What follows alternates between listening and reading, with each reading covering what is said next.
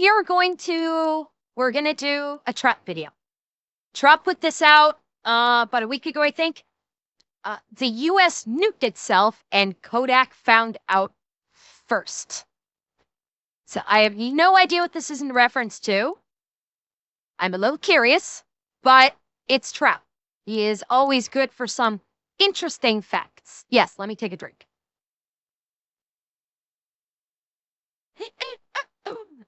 Out that. Chat, are we ready? Connor, take us away. In the pantheon of accidental discoveries, penicillin, Velcro, microwaves, one stands out above the rest for how stupidly terrifying it is. A film company, not a spy agency or a rogue physicist, but a film company, Kodak specifically, discovered one of the greatest secrets of the 20th century. All because they noticed something weird with their cardboard. This is a story about nuclear fallout, backroom deals, and how Kodak accidentally stumbled into the blast radius of America's nuclear program and kept it all a secret, while the rest of the country got dosed. I'm King Trout, and if the stories my siblings tell me are true, my parents found me in a dumpster outside of Chicago in 1993.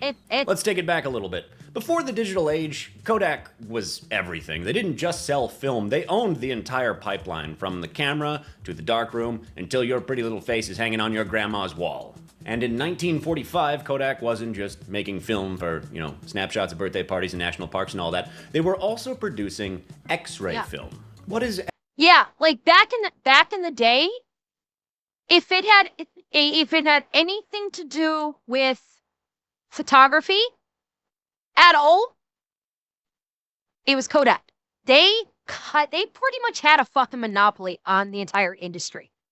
They, even like I said, cameras, film, etc., etc. I'm pretty sure they had the lock on movie film also, I think, if I'm not mistaken. Like, it was pretty much a monopoly. And while Kodak is still big for film today, their market share has decreased substantially. They don't do, well, they might do cameras still, but there's very few. And yeah, in the digital age, Kodak has become quite irrelevant. So the mighty have indeed fallen because they kind of refuse to adapt. They really don't do film or film paper anymore. They don't do printers anymore. They don't do cameras anymore. There's not really a whole hell of a lot.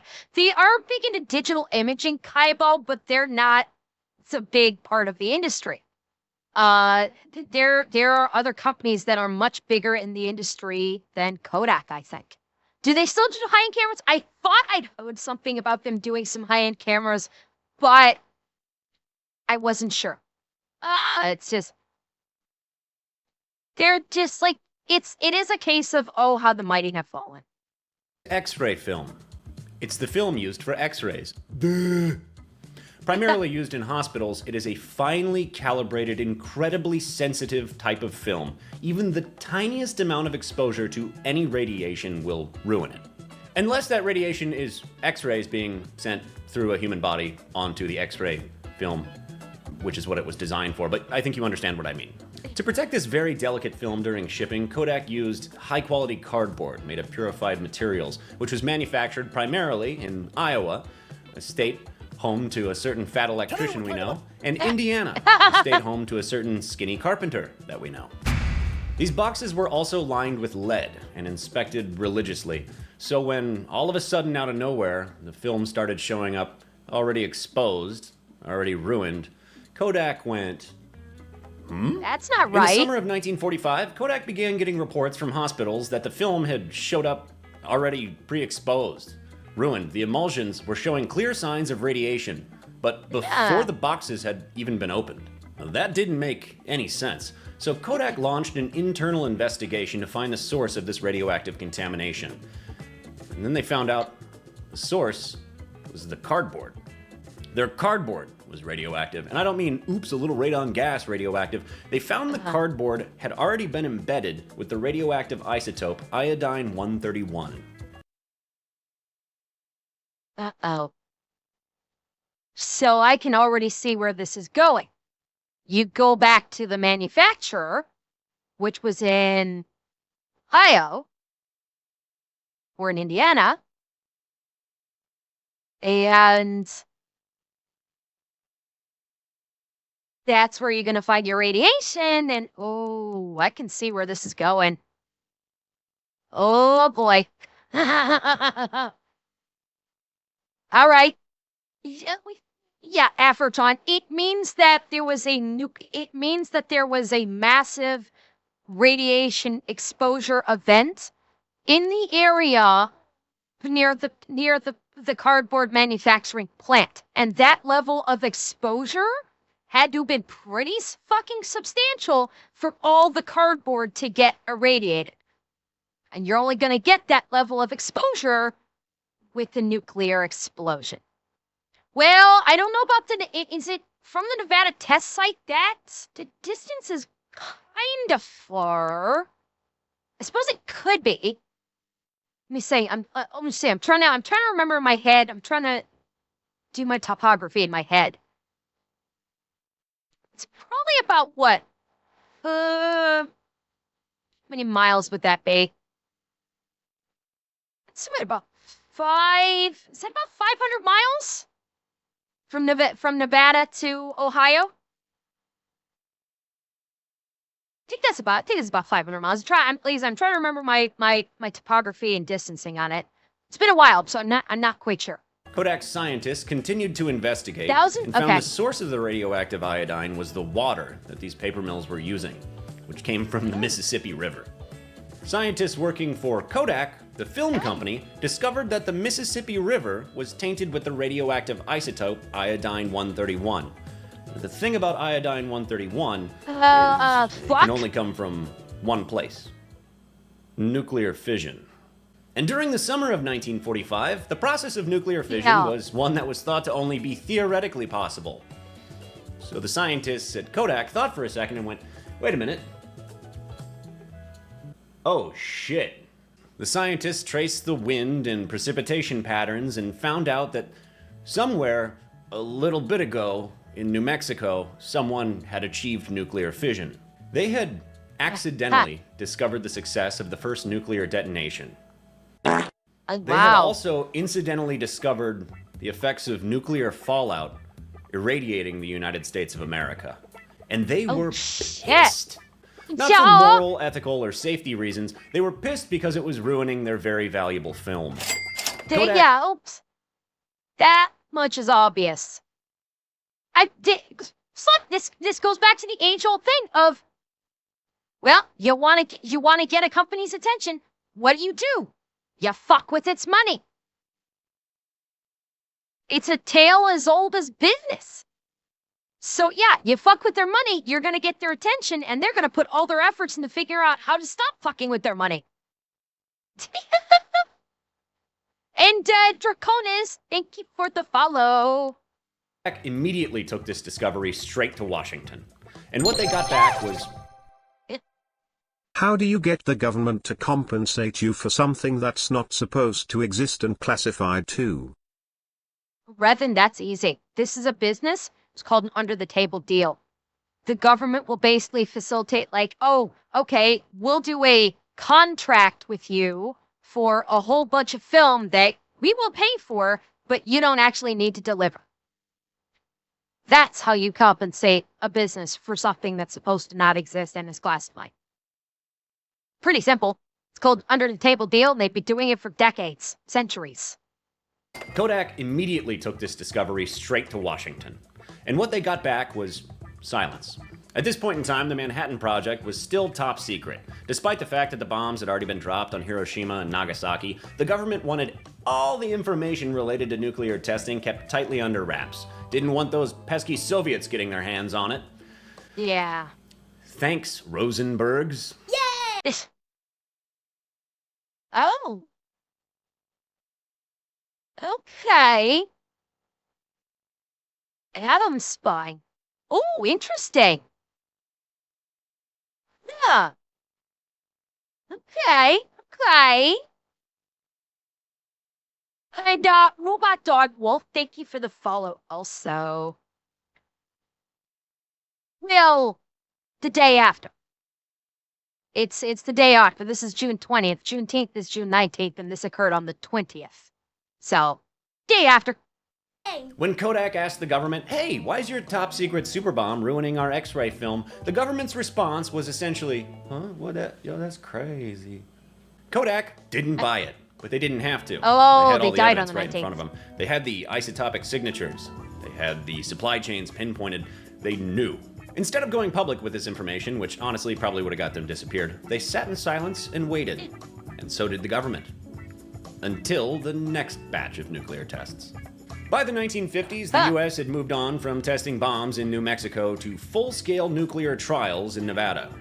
These were the Atmospheric Test Series, and they have some of the dumbest names for any military operations I've ever heard. They are Operation Ranger, which, I mean, that's fine. Ford fucking Ranger. Operation Tumbler Snapper, okay, What? and Operation Upshot Knothole.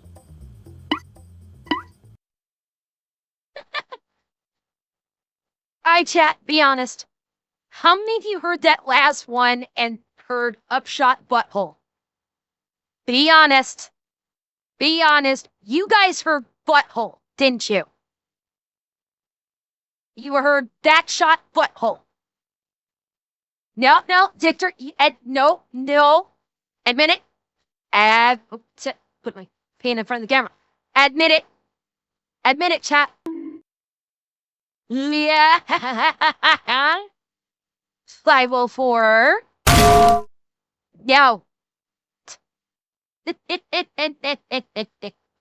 Oh, Darth, plenty of people are admitting to it. So I'm not projecting whatsoever, even though in my head, yes, I saw a backshot butthole. I will freely admit, in my head, for a moment, I did see that.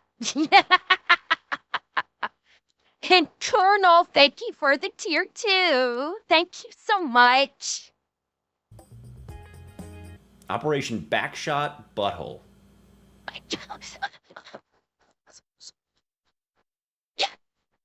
Yes.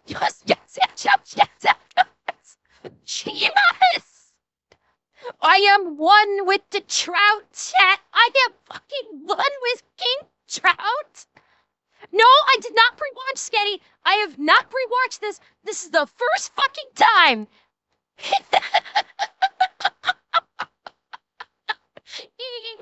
Oh my god!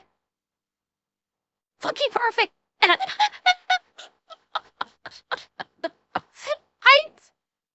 That was just too fucking perfect. That was, yes.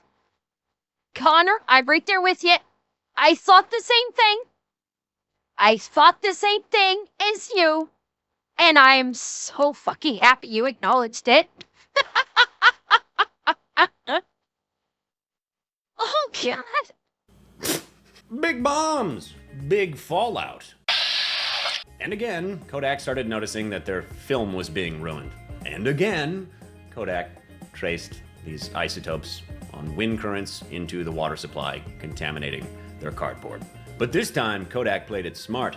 They went to the Atomic Energy Commission and said, look, guys, we know what you're doing, you know what you're doing, and really, we don't give a shit. If you could just let us know before you nuke the sky so we can move some things around to keep our film from being ruined, that would be great. To which the government responded, okay. Seriously, they agreed. They signed an informal agreement where the AEC would inform Kodak ahead of these nuclear tests so that they could change their logistics to keep the film from being contaminated. They just, don't sue us and don't tell the press. Kodak had just made a private fallout pact with the United States government, and the public was kept in the dark. Which, the reason that's important is because I don't know if you guys know this or not, but nuclear fallout is not good for you. Shocking, I know. And just to be clear, Kodak wasn't just detecting radiation, they were actively tracking it.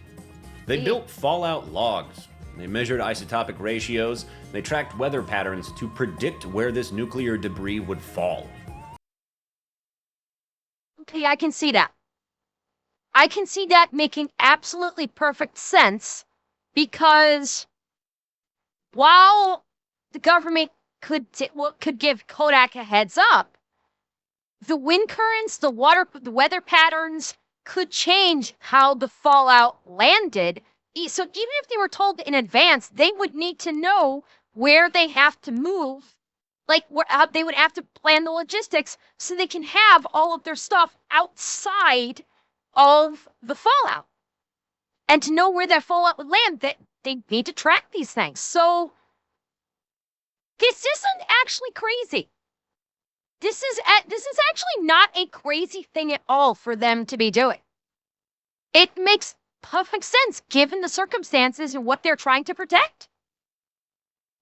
So yeah, I absolutely buy this, and it's a good idea. And Fix It 20, thank you for the follow also. In 1951, they detected radiation in Rochester, New York, 2,000 miles away from the nuclear testing site. In 1953, they traced strontium-90 in their packaging materials. Strontium-90 is what is called, and this is a metal name, a bone seeker. Because it finds and binds itself to human bones. Calcium is a bone seeker. It accumulates in human bones, makes them stronger. Strontium-90 does the exact same thing, essentially, and rips only it apart. Instead of making your bones stronger, it gives you cancer. They were seeing a nationwide pattern of radiation drift, all while the U.S. government assured everyone, don't worry about those nuclear tests, they're totally safe. Kodak was well aware of the irradiation of the entirety of the United States, just quietly rerouting their shipments, like smuggling contraband across a war zone, because in a way, they kind of were. Meanwhile, people living downwind from these test sites, cutely referred to as downwinders, mainly in Arizona, Utah, and Nevada, were developing strange illnesses. Thyroid cancer, leukemia, birth defects, and these weren't isolated cases, these were entire communities. Communities who had literally been told to sit back and enjoy.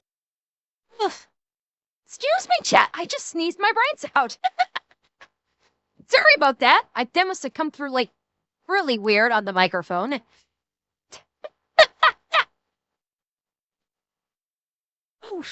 Okay. Thank you, Ratson. Okay. Mainly in Arizona, Utah, and Nevada, were developing strange illnesses. Thyroid cancer. Wait. Nick has talked about this. Nick has talked about this before.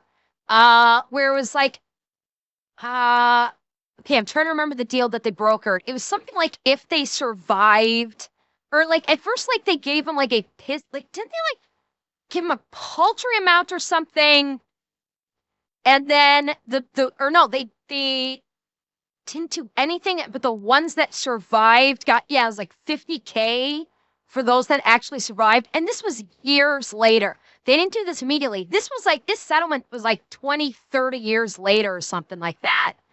And it was a paltry amount when they had like permanent like illnesses or ailments due to this radiation fallout. Yeah, this was a real shit show with the government. Cancer, leukemia, birth defects, and these weren't isolated cases. Something these like were that, entire Fishy, yeah. communities. Communities who had literally been told to sit back and enjoy the show in some cases. I'm not even joking. The government would tell them, like, you throw out a picnic bench and watch the blast like it's a freaking firework. Hotel casinos would host atomic parties on their rooftops. Guests would drink until dawn and finish their evening with a nuclear blast. We are experiencing technical difficulties. Please stay tuned. Are we all clear? Okay, we're all clear. Great. All right, hit the red button. No, not that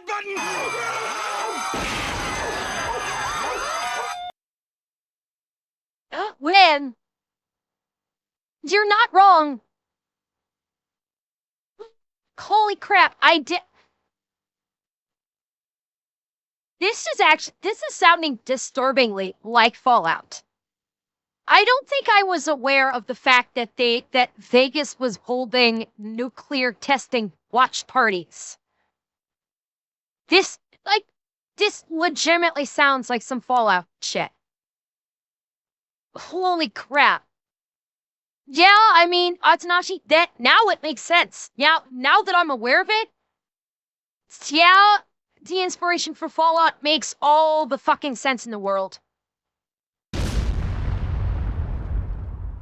These people were told at the insistence of the United States government that everything was totally fine. And Kodak knew that it wasn't. But they didn't say anything. They didn't blow the whistle. Their priority was not protecting lives. It was protecting film.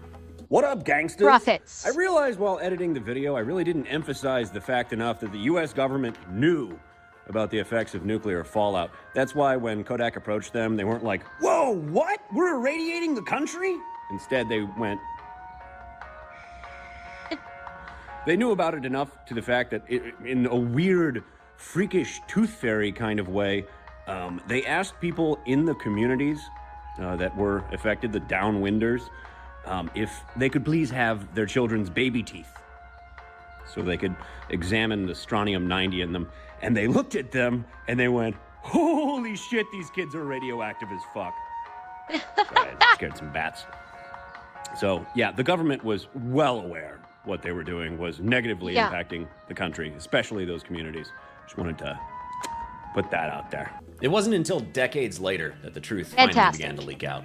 There were congressional hearings, declassified fallout maps, and the 1990 Radiation Exposure Compensation Act. By this point in time, tens of thousands of Americans had already been heavily exposed to nuclear fallout as a result of these tests, and many had died. Tucked into the background of this tragedy, a camera company from Rochester, New York, who had discovered the truth decades prior, but decided to keep it to themselves. When Kodak noticed something was wrong, they did something to fix it for themselves, while simultaneously keeping quiet about the fact that the entire...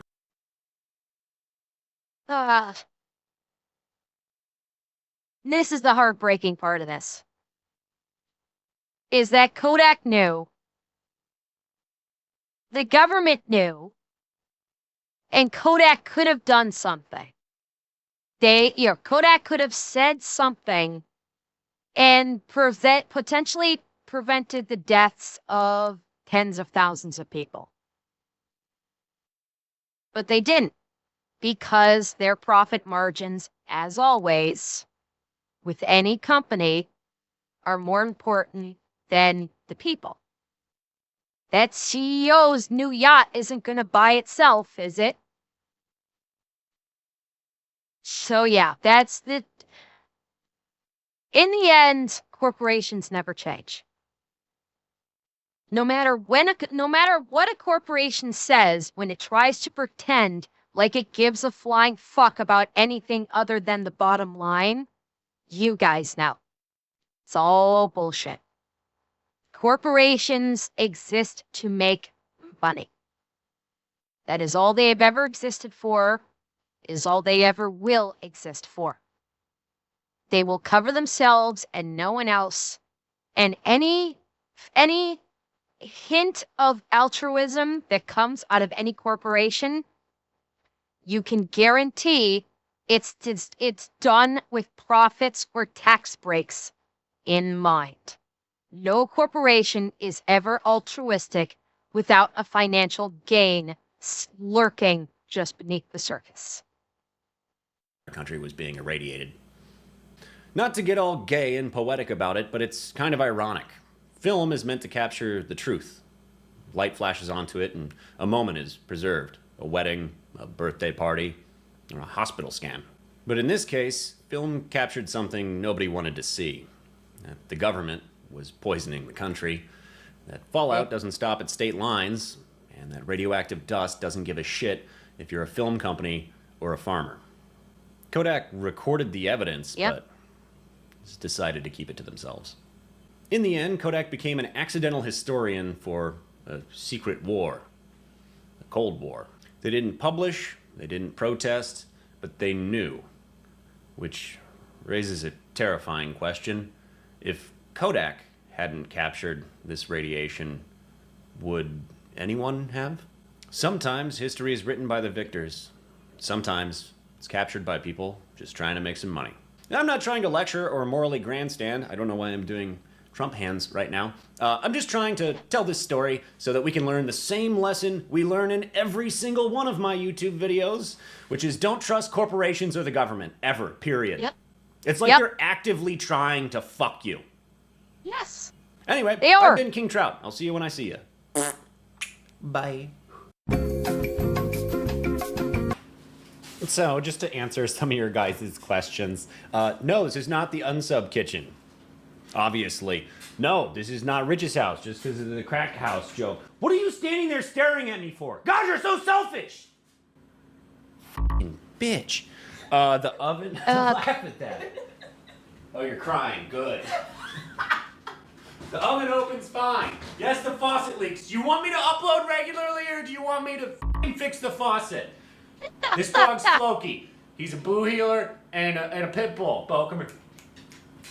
Bo is a blue heeler. That's the other dog. Hi, baby boy. We're friends. Don't even make me, ow, think about my bitch wife. Ow, he like dug his claws into me. He's like, yeah, you fucking like that. No, I don't. We're friends. You're my mortal enemy. Bo's my baby boy. Aww. That was cute. Cute ending to a depressing kind of video. Went in expecting a historical broken arrow, came out learning about early radiation tracking, avoidance, and remediation. Ill? Fishy? That's why I do these videos. So we can get some very interesting edumacation.